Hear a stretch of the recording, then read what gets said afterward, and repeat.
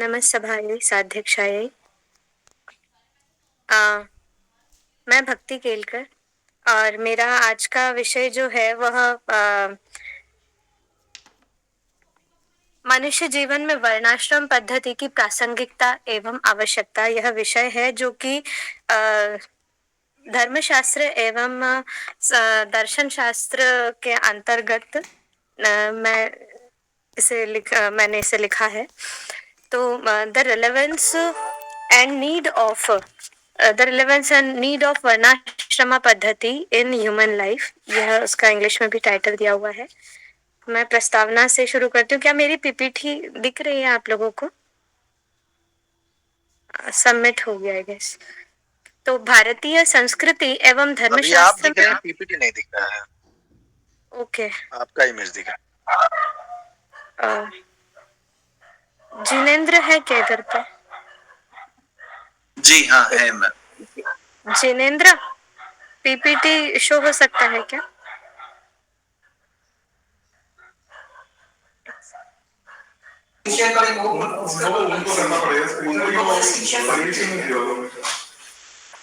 भक्ती पीपीटी पहिला ओपन कर, त्याच्यानंतर मग परत गुगल मीटला येऊन स्क्रीन शेअर कर. ओके, हाँ पीपीटी ओपन है, स्क्रीन शेअर करू का? हाँ, त्याच्यामध्ये मग तू स्क्रीन शेअर केली की डायरेक्ट मग पीपीटी वर जायचं, मग ते कंटिन्यू दिसेल आम्हाला. Okay okay. मैडम अभी क्या है कि ना आपका टाइम जो है वो होने वाला है, तो आप देख लीजिए. जी मैम। हाँ सर, तैयार है पीपीटी, यहीं पे ही है। जी जी ठीक है मैम। दिख रही है पीपीटी? जी हाँ दिख रहा है। जी जी जी। तो इसका प्रस्ताविक मैं देना चाहूंगी कि भारतीय संस्कृति एवं धर्मशास्त्र में मानव के आत्म विकास एवं आत्मोद्धार का मार्ग निर्दिष्ट है। जैसे व्यक्ति के गुण एवं कर्मों के आधार पर वर्ण व्यवस्था का नियमन किया गया है।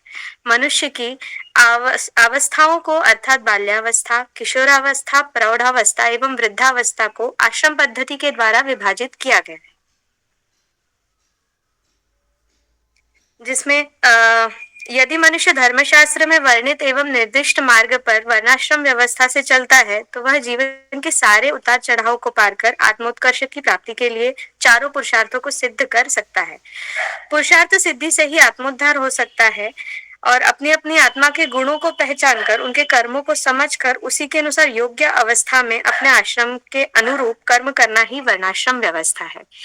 अब वर्णाश्रम व्यवस्था हमें कई जगहों पर देखने को मिलती है, जैसे कि सबसे पहले तो वर्णाश्रम ऋग्वेद से ही दिया गया था। ऋग्वेद में वर्ण शब्द संस्कृत की वृ धातु से निकलता है, जिसका शाब्दिक अर्थ वर्ण करना या चुनना या चयन करना ऐसा माना गया है। प्राचीन किंचित निष्कर्षेण वदन्तु. चलते भारतीय सनातन हिंदू वैदिक धर्म एवं धर्मशास्त्रों में वर्णित वर्णाश्रम पद्धति के निर्वहन से मानव जीवन का उद्धार निश्चित है। मनुष्य जीवन का मुख्य उद्देश्य है कि वह धर्म, अर्थ, काम, मोक्ष इन चारों पुरुषार्थों की सिद्धि से आत्मोद्धार करे एवं मनुष्य जीवन को सार्थक करे। भारतीय धर्मशास्त्रों में इन पुरुषार्थों की सिद्धि प्राप्त करने हेतु एक व्यवस्था बनाई गई है, जिसे वर्णाश्रम व्यवस्था कहते हैं। आधुनिक युग में मानव अपने जीवन के परम उद्देश्य को छोड़कर सांसारिक दुखों में स्वयं को खो देता है। इसका मूल कारण यह नहीं है कि वह वर्णाश्रम पद्धति से जीवन यापन नहीं कर रहा है, अपितु मानव जीवन में पुरुषार्थों का महत्व, वर्ण व्यवस्था की उपादेयता और आश्रम पद्धति की आवश्यकता से अवगत ही नहीं किया जा रहा है। प्रस्तुत शोध पत्र में सनातन हिंदू वैदिक संस्कृति एवं धर्मशास्त्र में वर्णित वर्णाश्रम पद्धति की मानव जीवन में आवश्यकता, प्रासंगिकता एवं महत्व को बताने का प्रयत्न किया गया है। धन्यवाद। धन्यवाद मैम। और कोई यहाँ पेपर प्रेजेंटेशन के लिए है क्या? जैसा क्योंकि कुछ लोगों का नाम बदल कर ज्वाइन कर सकते हैं, इसलिए कंफर्मेशन ले रहा हूं। और किन्हीं का प्रेजेंटेशन बाकी रह गया है क्या? ठीक है, तो मैं अभी सिद्धार्थ शंकर मंडल जी से निवेदन करता हूं कि आप अपना पेपर प्रस्तुत करें।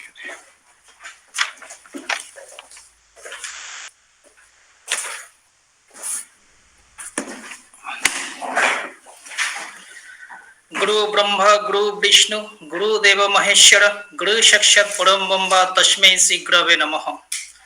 मम स्वीकृत विषय शिक्षा क्षेत्रे संस्कृत भाषा अधिगमे प्रचार प्रसार माध्यमानाम् उपयोगिता। विषयस्य क्रमाङ्क एवम् अस्ति। प्रथमतया संस्कृत भाषा अधिगमः, अनन्तरं भाषा अधिगमे उपयोगिता ये विषयाः सन्ति ते एव सङ्गणकं, दूरदर्शनम्, अन्तर्जालम्, आकाशवाणी, चलचित्रं, नाटकम् एवं संस्कृत सम्भाषण शिबिरम्। मानवस्य अधिगम प्रक्रिया जन्मतः एव भवति, अतः अधिगम मानव जीवने आजीवनं भवति। प्रथमतः अहं वदामि अधिगम इत्युक्ते किम्? शिक्षणेन प्रशिक्षणेन जीव व्यवहारे जायमानं सापेक्षं शाश्वतिकं परिवर्तनम् एव अधिगमः। तदनन्तरम् अहं वदामि संस्कृतं भाषा अधिगमः। मानवस्य अधिगम प्रक्रिया जन्मतः एव भवति। अधिगमे न कोऽपि निश्चित समयः, न किञ्चित् निश्चित स्थानं भवति। मानवः सर्वदा सर्वत्र च कथञ्चित् अधिगमं प्राप्नोति, न केवलं शिक्षा संस्थाभ्य अपि च परिवारात्, सामाजिक संस्थाम्, अनुभवेन वा व्यवहारे जायमान परिवर्तनम् एव अधिगमो भवति। अनन्तरम् अस्ति संस्कृत भाषा अधिगमे प्रचार प्रसार माध्यमानाम् उपयोगिता। यद्यपि एते संस्कृत विषयाः अर्वाचीना, तथापि तेषां मूलधारा सैद्धान्तिक रूपेण संस्कृत साहित्ये निहिता विद्यन्ते। यतोहि अधिगम प्रक्रिया सिद्धान्तः मनोवैज्ञानिक प्रतिपादिता, तेषां मूल विचारः संस्कृत साहित्ये विद्यन्ते इति प्रामाणिक रूपेण निरूपयन्ति। सङ्गणकम् प्रतिदिनं परिवर्तित सामाजिक आर्थिक वैश्विक संरचनाय शिक्षाः गुणात्मक रूपेण सङ्गणकं सहायतां कुर्वन्ति। न केवलं ज्ञानप्राप्ति क्षेत्रे अपि तु शिक्षणस्य शिक्षाप्रदानस्य च क्षेत्रे एतत् महान् उपयोगी भवति। अनन्तरं पॉइंट अस्ति दूरदर्शन माध्यमे कथं भवति। संस्कृत भाषा अधिगमे प्रचार प्रसार माध्यमानां प्रमुखतया दूरदृश्यते। शिक्षा क्षेत्रे त्रिविधानि उपकरणानि उपयुज्यन्ते। तेषु अन्यतमः दृश्य उपकरणं, श्रव्य उपकरणम् एवं च दृश्य श्रव्य उपकरणम्। अन्तर्जालम् सामाजिक क्षेत्रेषु अस्य प्रभावो द्विगुणतः भवति। तत्र विद्यालये अद्वितीयः। साम्प्रतिक शिक्षा व्यवस्था छात्र केन्द्रिता विद्यन्ते। अध्यापकः केवलं मार्गदर्शक एव विद्यते। छात्राः अन्तर्जाल माध्यमेन सर्वे प्रयत्नमानाः सन्ति। अन्तर्जाले तादृश पठन पाठन सौविध्यं छात्राः कल्पितं विद्यन्ते। अनन्तरं से आकाशवाणी। आधुनिक युगे आकाशवाणी शिक्षाः महत्वपूर्ण साधनं मन्यते। जनाः अनेन स्थलेषु जायमानां घटनाः विवरणं राजनैतिक ऐतिहासिकं संस्कृतम् अस्तु। निष्कर्षरूपेण अहं वदामि सम्पूर्ण देशे संस्कृतस्य विशालं क्षेत्रम् अस्ति। सर्वेषां विद्यालयेषु संस्कृतभाषा द्वितीयभाषात्वेन तृतीयभाषात्वेन वा पाठ्यमानः वर्तन्ते। सम्प्रति प्राथमिक स्तरादपि संस्कृतस्य पठन पाठन व्यवस्थां प्रयासः क्रियन्ते इति उक्त्वा अहं विरमामि। धन्यवादः। धन्यवादः आचार्य। इदानीम् अहं लेखराजसिंह महोदयं तेषां पत्रभाषणार्थम् आह्वयामि।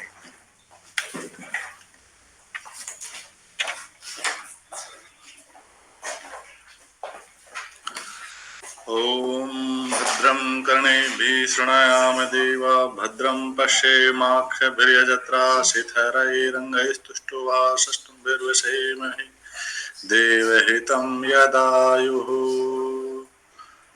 गुरुर्ब्रह्मा गुरुर्विष्णु गुरुर्देवो महेश्वर गुरुर्साक्षात् परब्रह्म तस्मै श्री गुरुवे नमः।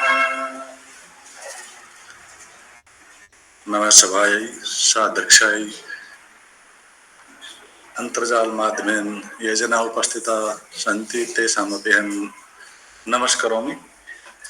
मम विषय अस्ति सांख्यदर्शनस्य महत्त्वम्। अहं हिन्दी वदामि।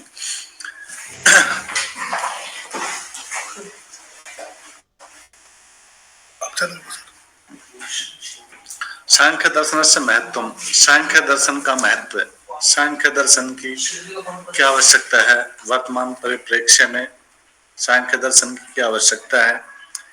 यदि हम चिंतन करें तो बिना कारण के संसार में कोई कार्य होता नहीं है। हम किसी भी ग्रंथ को पढ़ें, किसी भी दर्शन को पढ़ें, बिना कारण के हमारी जिज्ञासा उत्पन्न नहीं होती। जब उसमें कुछ न कुछ हमारी जिज्ञासा होती है तभी हम उसकी ओर तत्पर होते हैं।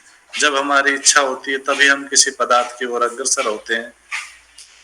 जब हमारी कुछ खाने की इच्छा होती है तभी हम किसी पदार्थ का भक्षण करते हैं। एवं जो है हमारे परंपरा में ऋषियों ने जिस भी किसी पुस्तक का या किसी भी ज्ञान का, किसी भी दर्शन का जो पदार्पण किया है, उसका मार्ग निर्देशन किया है, उसके पीछे कोई ना कोई उद्देश्य निश्चित रहा है। तो सांख्य दर्शन की क्या उपयोगिता है, क्या महत्व है, इस बात पर अगर हम चिंतन करें, मंथन करें तो कि सांख्य दर्शन को हमें क्यों जानना है, सांख्य दर्शन क्यों पढ़ें, हम क्यों जाने, उसको क्यों समझें, तो उसका एक सामान्य सा उत्तर तो यह है कि संसार में कोई भी प्राणी, कोई भी मनुष्य, कोई भी जीव, चाहे वो मनुष्य हो या अन्य कोई पशु योनि ही क्यों ना हो, संसार में कोई भी जो है जीव दुख नहीं चाहता। सब अपनी अपनी भाषा में आप कहे कि भाई आपको क्या चाहिए, तो प्रत्येक व्यक्ति यही चाहता है कि मुझे केवल और केवल सुख की प्राप्ति हो। किसी भी प्रकार कोई भी मनुष्य, कोई भी संसार का प्राणी, कोई भी पशु योनि, कोई भी अपने जीवन में दुख नहीं चाहता, अर्थात दुख की इच्छा किसी भी जीव को संसार में नहीं होती। और सर्वप्रथम महर्षि कपिल दुख के ऊपर ही चर्चा करते हैं। सांख्यकारी का जो ग्रंथ है, जो श्री ईश्वर कृष्ण द्वारा प्रतिपादित, तो उसमें सबसे पहले जो बात होती है वो दुखों के ऊपर ही बात होती है। वहां पर बताया है श्री ईश्वर कृष्ण ने, दुख त्रयाभिघातात् जिज्ञासा तदपघात के हेतु दृष्टे सा पार्था चेत नैकांतात् ततो भावात्। कहा महर्षि कपिल के अनुसार, और श्री ईश्वर कृष्ण के शब्दों में कहें तो कहा कि संसार में तीन ही प्रकार के दुख हैं। सामान्यतया हम आपस में वार्तालाप करते हैं, कदाचित कोई भी बात होती है तो हम आपस में कहते हैं, कोई दुख की बात होती है तो सामान्यतः हम कहते हैं कि एक बात हो तो मैं आपको बताऊं, अर्थात हमारे अनुसार दो बहुत प्रकार के हैं कि एक बात नहीं है, अर्थात मेरे एक दुख नहीं है, मुझे बहुत सारे दुख हैं। लेकिन महर्षि कपिल ने बताया कि संसार में तीन दुख है, आदि दैविक, आदि भौतिक और आध्यात्मिक। जैसा कि आप सभी जानते हैं कि आदि दैविक जो हमारे अधीन नहीं है, जो परमात्मा के अधीन है। आदि भौतिक जो भी संसार में जो हम अपने भौतिक संसाधनों के लिए जो भी पदार्थ है, पशु पक्षी, सरीसृप, गाय भैंस, शेर, या जो हमने अपने साधनों के लिए, सुख के लिए जो भी हमने संसाधन जुटाए हैं, वाहन इत्यादि जो कुछ है, वो सभी हमारे आदि भौतिक में। और आध्यात्मिक दुख के दो भेद बताए हैं, जिनमें शारीरिक और मानसिक। जो शरीर से उत्पन्न होता है जो वो शारीरिक, और जो मन से उत्पन्न होता है वो मानसिक। तो मैं ज्यादा विस्तृत न करता हुआ अपनी वाणी को यही विराम देता हूँ। सर्वेषां नमो नमः।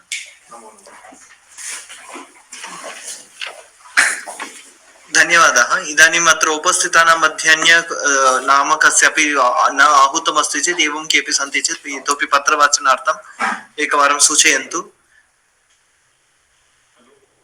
यदि न सन्ति तर्हि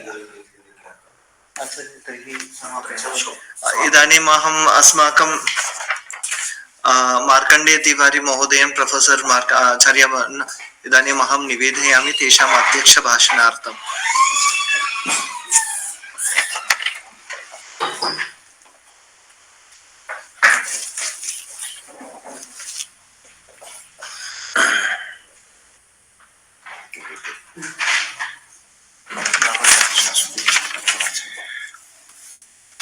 योऽन्तः प्रविश्य मम वाचमिमां प्रक्षुप्तां सञ्जीवयत्यखिलशक्तिधरस्वधाम्ना अन्यांशहस्तचरणश्रवणत्वगादीन् प्राणान् नमो भगवते पुरुषाय तुभ्यं। प्राणान् नमो भगवते पुरुषाय तुभ्यं। प्राणान् नमो भगवते पुरुषाय तुभ्यं। इस सत्र में उपस्थित सम्माननीय विद्वद्गण, गवेषक एवं ज्ञान पिपाशा युक्त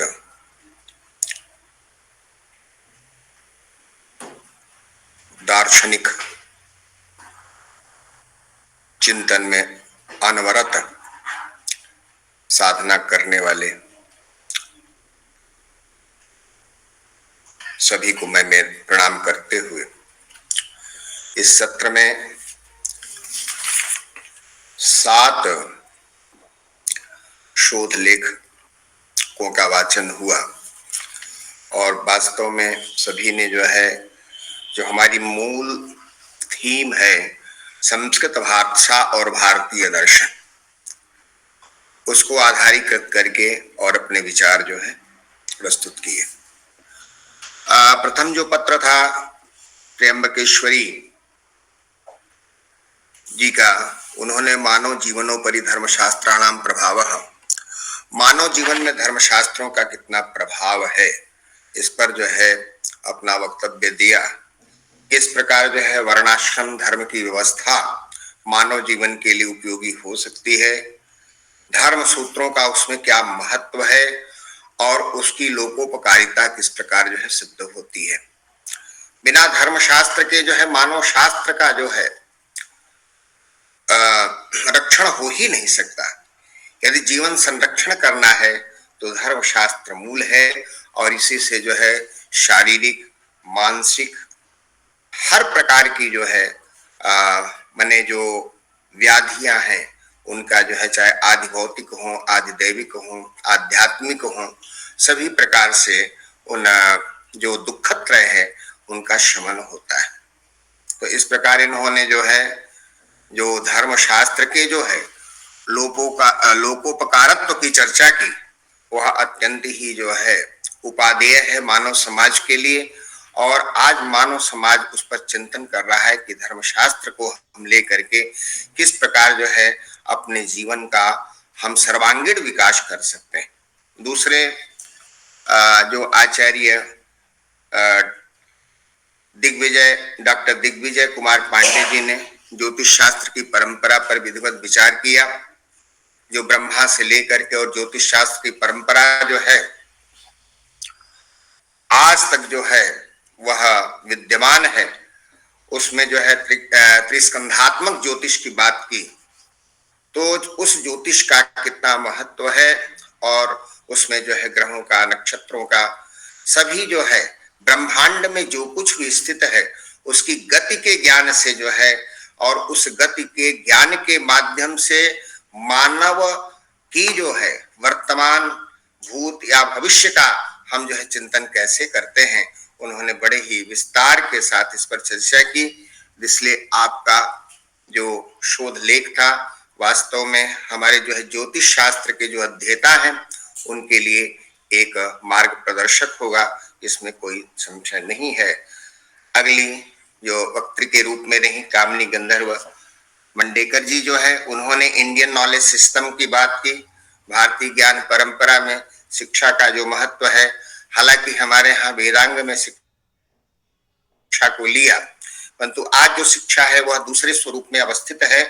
तो उस शिक्षा के माध्यम से उन्होंने ये बताया कि हर प्रांतों में, चाहे वो गढ़चिरौली की चर्चा करती हो जो औषधि गुणों से युक्त है, वहां के औषधि गुणों का समावेश करके हम किस प्रकार अपने मानव जीवन को समुन्नत बना सकते हैं। इस प्रकार हमारी जो चूंकि हमारे जो आयुर्वेद शास्त्र है उसमें कहा कि कफ, वात और पित्त के वैषम्य से ही हमारे शारीरिक रोग होते हैं। शारीरिक कृशता इसी से होती है। तो शारीरिक कृशता के लिए ब्रह्मांड में औषधीय कुछ औषधियां भी प्रकृति ने दी, जिनका संपोषण हम औषधि के माध्यम से कर सकते हैं।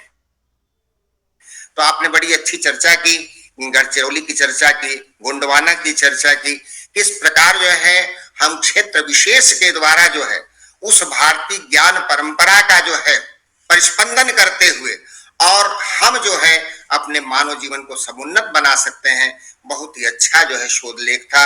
और हमें इस तरफ जो उन्होंने कृषि संबंधी ज्ञान की भी बात की, ट्राइबल जो नॉलेज की बात की, आज भी देखें जो आदिवासी हैं, आदिवासियों के पास इतना ज्ञान है जो उस ज्ञान को हम प्राप्त नहीं कर पाते हैं, तो हमारा समन्वय उनके साथ कैसे हो। वो सारी जो है जो आदिवासी परंपरा है या जो भारतीय ज्ञान परंपरा है, भारतीय ज्ञान परंपरा को आदिवासियों ने उसी प्रकार जो है अंगीकृत किया है, परंतु हम उसके संबंध को नहीं जानते हैं। इसीलिए इस पर जो है आज शोध की आवश्यकता है। यदि हम शोध करते हैं तो निश्चित रूप से जो है वो जो भारतीय ज्ञान की परंपरा है, जो उपवेद है आयुर्वेद का, आयुर्वेद है, उस आयुर्वेद का हम सम्यक ज्ञान प्राप्त कर सकते हैं। इसलिए यह हमारे लिए अत्यंत उपयोगी है मानव जीवन के लिए। और अगली वक्त्री जो थी प्राची जी, उन्होंने जो है सुभाषितों के महत्व को बताया। वास्तव में देखिए जो सुभाषित हैं, चाहे वह जो है भर्तृहरि को हो, उन्होंने जो शतकों की रचना की, फिर जो है विष्णु शर्मा के जो पंचतंत्र की बात होती है, इस प्रकार जो है पंचतंत्र एक ऐसे अबोध बालक को ज्ञान प्राप्त कराता है, जिससे जो है उसका जो है संपूर्ण मानसिक विकास हो जाता है, संपूर्ण बौद्धिक विकास हो जाता है, और समाज में वो सभ्य नागरिक की तरह जो है वह अपने को प्रतिष्ठित कर लेता है। ये बहुत बड़ी बात है। यह जो है ज्ञान परंपरा है, हमारी भारतीय ज्ञान परंपरा ही है कि जिसने अनेक मार्गों का अनुसरण किया। उसमें एक सुभाषित का भी मार्ग था। सुभाषित वचनों के द्वारा इस प्रकार हम चाहे बाल हो, वृद्ध हो, युवा हो, सभी को हम जो है सभी का वशीकरण कर सकते हैं और सबको जो हम सन्मार्ग की तरफ प्रेरित कर सकते हैं। तो इसका उन्होंने जो है बहुत अच्छा प्रतिपादन किया है। और अगली जो फिर प्रस्ताव रत्नाकर की बात हुई, उन्होंने उसमें जो है प्रस्ताव रत्नाकर की भी चर्चा की, जो हरिदास कृत है। प्रस्ताव रत्नाकर के माध्यम से चाहे देखें हमारी संविधान की जो 8वीं अनुसूची में है, जो भी जितनी भाषाएं हैं, सभी भाषाओं ने जो है राष्ट्र विकास में अपनी भूमिका जो है अदा की है। और उसका जो है किस प्रकार हमारे संस्कृत के साथ संबंध है, इस पर भी हम इस जो है यह जो हमारी सभा है, तो ये सेमिनार है, संगोष्ठी है, इसमें हम चर्चा कर रहे हैं। तो इस प्रकार का जो पत्र रहा हमारी जो है प्राची जी का, इन्होंने हमारे लिए एक बहुत ही अच्छा सुभाषितों के मार्ग का जो अनुसरण करने की बात कही, सुभाषित के महत्व की बात कही, सुभाषित के प्रचार की बात कही, और सुभाषित को हम कैसे जो है एक बालक के लिए, क्योंकि अपूर्णे पंचमे वर्षे जब वो कहता है कि भाई वर्णयामि जगत्त्रयम्, उस प्रकार की वैसी स्थिति हो जाए कि वैसी जो है 5 वर्ष की अपूर्ण अवस्था में भी जो है उसको जो है संपूर्ण ब्रह्मांड का ज्ञान हो जाए। तो ऐसी हमारी ज्ञान परंपरा रही है। और वो ज्ञान परंपरा कैसे आज भी हम लौकिक उपायों के रूप में देखते हैं, तो हमारी दादी की कहानियां हैं, हमारी नानी की कहानियां हैं, हमारे जो बड़े बड़े ऐसे जो है महत्वपूर्ण कहानियां हैं, जो आजकल अभाव होता जा रहा है। जो आंग्ल शिक्षा के माध्यम से जो है हम उस परंपरा को भूलते जा रहे हैं। तो उस परंपरा को न भूल करके हम अपने सुभाषित की रक्षा करें, और सुभाषित की रक्षा करते हुए हम मानव जीवन का जो है पूर्ण रूपेण संरक्षण कर सकते हैं। आगे जो हमारे विद्वान थे भक्ति केलकर जी ने, आपने वर्णाश्रम मानव जीवन में वर्णाश्रम पद्धति का जो धर्मशास्त्री महत्व की बात कही। देखिए वास्तव में जो है वर्णाश्रम की बात तो अपनी जगह है, अपने अपने कर्म को करते हुए जिस प्रकार आज हम देखें उपनयन इत्यादि संस्कार करते हैं, परंतु एक सिंबॉलिक करते हैं। आज की परंपरा जो है वो रही, अब जो है उस तरह के जो है गुरु नहीं रहे, गुरुकुल नहीं रहे, और वो विश्वविद्यालय नहीं रहे। परंतु आज उन विश्वविद्यालयों का इस प्रकार जैसे जो विश्वविद्यालय हैं, कवि कुल गुरु कालिदास संस्कृत विश्वविद्यालय, इसमें जो है गुरुकुल परंपरा आज जो है संरक्षित है। और आज आप आकर के देख सकते हैं कि किस प्रकार जो है गुरुमुख से जो है वह ज्ञान की संप्राप्ति कर रहा है शिष्य, और उससे जो है वह अपनी ज्ञान परंपरा का जो है उद्भव और विकास कर रहा है। ऐसी स्थिति में हमें जो है उस परंपरा को संरक्षित करना होगा। और तभी जो है जब वह बालक आता है, उपनयन की बात होती है कि उपनयन यानी किसके पास लाना, तो गुरु के समीप लाना। गुरु के समीप लाएगा तो ब्रह्म का साक्षात्कार होगा, ब्रह्म ज्ञान होगा, वेद ज्ञान होगा। वेद ज्ञान के बाद वह जब समावर्तन होगा, जब उसका कन्वोकेशन होगा, तभी वो समाज में प्रतिष्ठित होता है, तभी उसे संपूर्ण ज्ञान विज्ञान का ज्ञान होता है। वो परंपरा आज कितनी जो है हमारे लिए उपादेय है। हम ये जो है इस प्रकार जो हमारे भारतीय संस्कृत विश्वविद्यालय हैं उस रूप में काम कर रहे हैं, और निरंतर वो प्रयत्नशील हैं कि उस वर्णाश्रम की परंपरा को हम जो है जीवित करें। जीवित क्या जो है वह जो है जीवंत किए हुए हैं, और ऐसी परंपरा जो कि उन्होंने कहा कर्म की बात कही, तो गीता में भी कहते हैं स्वे स्वे कर्मण्य निभृता संसिद्धिम लभते नरः। वो जो है चारों कर्म चातुर्वर्ण्यम मया सिस्टम गुण कर्म विभागशः, जो बात कहते हैं कि भाई गुण और कर्म का प्राधान्य है, गुण और कर्म के प्राधान्य को लेकर के जो चिंतन किया गया, आज हम किसी भी जो है वर्ण के हो, किसी भी जाति के हो, यदि अध्यापन करते हैं तो हम ब्राह्मण हैं। तो ऐसी स्थिति में यह जो हमारी भारतीय संस्कृति की परिकल्पना रही है, इस परिकल्पना को हमें आगे बढ़ाना है। तो इस प्रकार का जो भक्ति केलकर जी का जो है यह वर्णाश्रम पद्धति का जो धर्मशास्त्री महत्व की बात कही गई, उस धर्मशास्त्री महत्व को आज हमें जो है उस रूप में समाज में समादरित करना है, उसको जो है प्रतिष्ठित करना है। तब हम अपनी भारतीय ज्ञान परंपरा को जो है एकदम अक्षुण्ण रख पाएंगे। और आगे हमारे जो सिद्धांत शंकर राज जी ने जो है शिक्षा क्षेत्र में संस्कृत भाषा के अधिगम की बात की। वास्तव में जो है आप शिक्षा क्षेत्र में जो है यदि संस्कृत के माध्यम से हम जो है अपने ज्ञान विज्ञान का विस्तार करते हैं, तो निश्चित रूप से जो है संपूर्ण जो यह ज्ञान की परंपरा है, उसमें जो है हमारे शिष्य में, शिष्य से प्रशिष्य में वो संक्रमित होगी, और संक्रमित होते होते वह जो है एक ऐसा विशाल वटवृक्ष बनेगा भारतीय ज्ञान परंपरा का कि हम जो है, हम क्या पूरा संपूर्ण विश्व जो है उसकी चर्चा करेगा, और फिर वही कहेगा कि एक देश प्रसूतस्य सकाशात् अग्रजन्मनः, वही विश्व गुरु की बात होगी। तो ऐसे जो है इस प्रकार के जो है संस्कारों की, सिद्धांतों की हमें आवश्यकता है। इस प्रकार के सिद्धांतों का हमें प्रतिपादन करना है। और अगले जो हमारे सातवें जो वक्ता थे लेखराज सिंह जी ने सांख्य दर्शन के महत्व की बात बताई।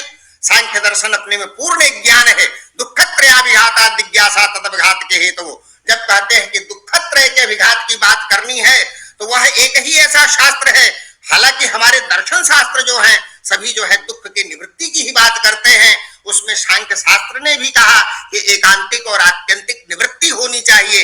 तो एकांतिक और आत्यंतिक निवृत्ति के लिए हमारे सारे दर्शन कार्य कर रहे हैं। और इसी प्रकार जो दर्शनों का भाव है, जो आप हमारा थीम था संस्कृत भाषा और भारतीय दर्शन, तो हम संस्कृत भाषा के महत्व को कैसे समझेंगे? जब हम अपने वेद को समझेंगे, वेदांग को समझेंगे, और संहिताओं को, ब्राह्मण को, आरण्यक को, उपनिषद को, क्योंकि वह जो अंतिम वह उसका सोपान है उपनिषद, और उपनिषद के माध्यम से आत्मा वा अरे द्रष्टव्य श्रोतव्यो निदिध्यासितव्य की बात जब आती है, तो वह कहाँ भारतीय ज्ञान परंपरा की जो प्रथम वह जो है वेद का उद्गम होता है, वह ऋग्वेद के रूप में, विस्तार के रूप में प्राप्त होते होते उपनिषद तक जाता है। उस उपनिषद की परंपरा को वहां से जो है वेद से लेकर के और उपनिषद की परंपरा का हम समावेश जब तक नहीं करेंगे, तब तक हमें भारतीय ज्ञान परंपरा की संपुष्टि नहीं होगी। और दोनों एक दूसरे के पूरक हैं। यदि संस्कृत भाषा है तो भारतीय दर्शन है, भारतीय दर्शन है तभी संस्कृत भाषा है। क्योंकि बिना उसके जो है, अभी आज मैं सुन रहा था प्रोफेसर कृष्णकांत शर्मा जी का, उन्होंने इतना अच्छा जो दुःखत्रयाभिघाता का उसमें उन्होंने कहा कि किस प्रकार संस्कृत भाषा के जब तक हम इसका जो है सम्यक रूप से इसमें संधि नहीं करते हैं, इसमें समास नहीं करते हैं, इसमें जो प्रस्फुटित भाव है उनको जो है शिष्यों के समक्ष नहीं रखते हैं, तब तक हम संस्कृत के महत्व को नहीं समझा सकते। ऐसे कई उदाहरण उन्होंने दिए।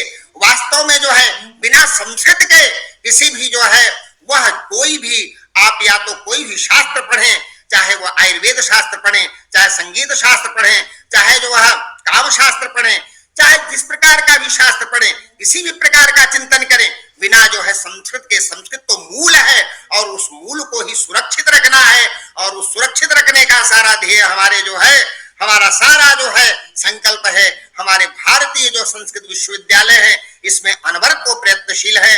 इसीलिए हम सभी जो है अपने जो आचार्यगण हैं सभी को प्रणाम करते हुए, और मैं ये कहता हूं कि संस्कृत निष्ठ होकर के संस्कृत में जो ज्ञान विज्ञान है उस ज्ञान विज्ञान को इस प्रकार आप लोगों के मुखारविंद से जो है जब जन में जो है जन जागरण होगा, और जन जागरण तक पहुंचते पहुंचते गेहे गेहे संस्कृतम की बात होगी, वह जो है परिकल्पना होगी, तब हमारा देश बिल्कुल विश्व गुरु के रूप में प्रतिष्ठित होगा। जय तो संस्कृतम, जय तो भारतम इति शब्द। गुरु जी प्रणाम। जय जय हो। जी गुरु जी, प्रणाम गुरु जी। अरे श्रीमान जी, जी गुरु जी। जी जी जी। महोदया। आम् इदानीम् आचार्याणाम् अनुमत्या अहं इदानीं धन्यवादः आचार्य। पुनः अत्र ये सभायाम् उपस्थितवन्तः ये ये पत्रवचनं कृतवन्तः अस्माकं तान्त्रिकसहायं कृतवन्तः तेषां सर्वेषामपि अत्र अहं धन्यवादः व्याहरामि। तावत् मात्रं नास्ति, अत्र श्रोतगणाः अपि आगतवन्तः तेषामपि धन्यवादः व्याहरामि। पुनः अत्र अस्य सभायाः अध्यक्षः अस्माकम् आचार्यः मार्कण्डेय तिवारी महोदयं तेषाम् अहं विशेष धन्यवादः समर्पयामि। आचार्याणाम् अनुमत्या इदानीं सभायाः समाप्तिरिति घोषयामि। शान्तिपाठेन वयं सभां समापयामः। सर्वे भवन्तु सुखिनः, सर्वे सन्तु निरामयाः, सर्वे भद्राणि पश्यन्तु, मा कश्चित् दुःखभाग् भवेत्। ओम शांति शांति शांति। धन्यवादः सर्वेषामपि।